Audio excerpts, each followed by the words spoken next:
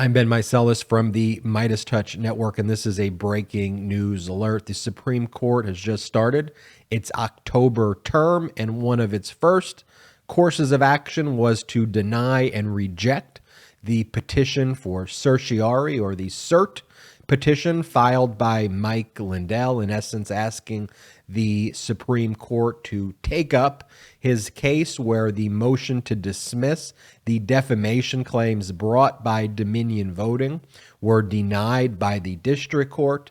The D.C. Court of Appeals said that at this stage they could only rule on final judgments, and it was still at the motion to dismiss phase.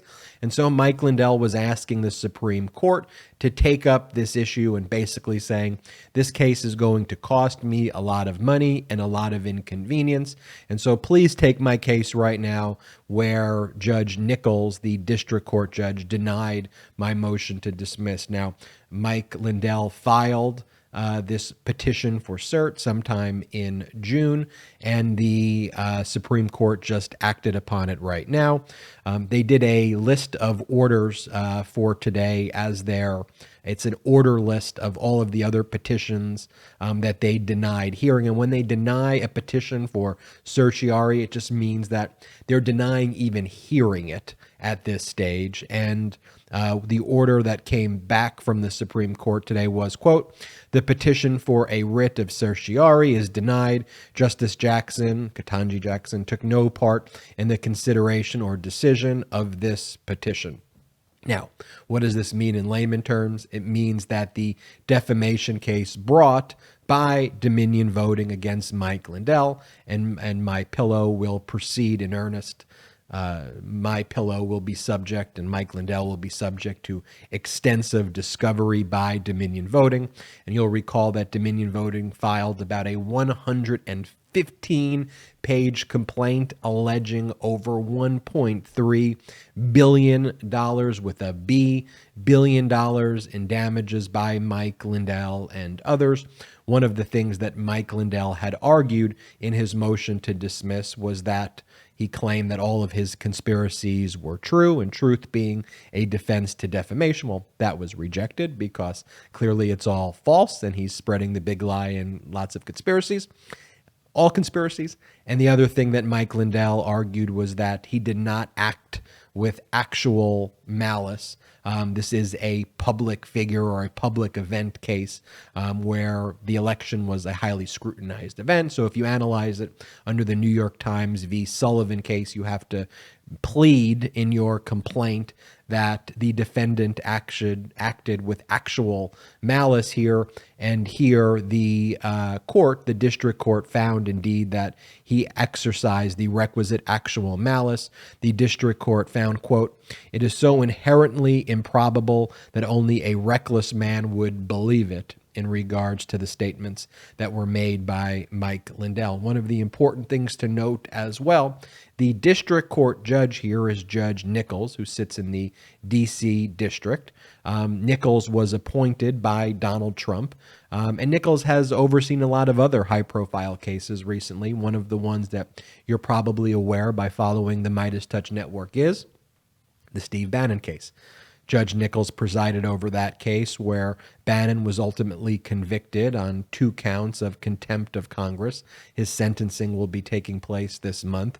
Bannon tried to make a number of motions to get his case dismissed, but Judge Nichols followed the law and would not allow Bannon's motions to succeed. And overall, Judge Nichols, while demonstrating slightly more skepticism against the government in January 6th related cases, has followed the law, has not made any rulings that are unfathomable or that far deviate from the law, like Judge Eileen Cannon in the Southern District of Florida, another Trump appointee. Judge Nichols has maintained fidelity to the law at this point, and here he followed the law and denied Mike Lindell's motion to dismiss. Mike Lindell then filed an appeal to the D.C. Circuit. The D.C. Circuit said, because we have not reached the final judgment stage, which is where the D.C. Circuit and courts of appeals get involved, we can't hear it.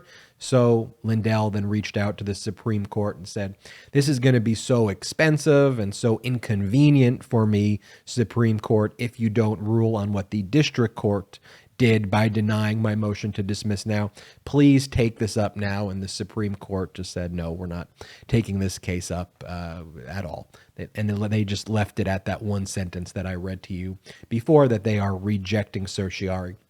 What a petition for certiorari just means is a petition for the Supreme Court to hear the case. So here, the Supreme Court has not even looked at the merits of the case. They just said, look, we're not even going to listen to this case. It's not even something that we should take up. And that's fairly common for the Supreme Court. They reject like 93 or 94% of the cases that come before it. They reject petitions of cert, and they usually only get involved in cases that have a monumental impact. So even when Mike Lindell loses this case at trial, which I believe he absolutely is going to, and then he appeals to the DC Circuit and he'll lose that, which I absolutely believe he's going to, and then tries to appeal this case to the Supreme Court, these aren't Supreme Court types of issues to take up. The New York Times v. Sullivan precedent has been established for a very long period of time.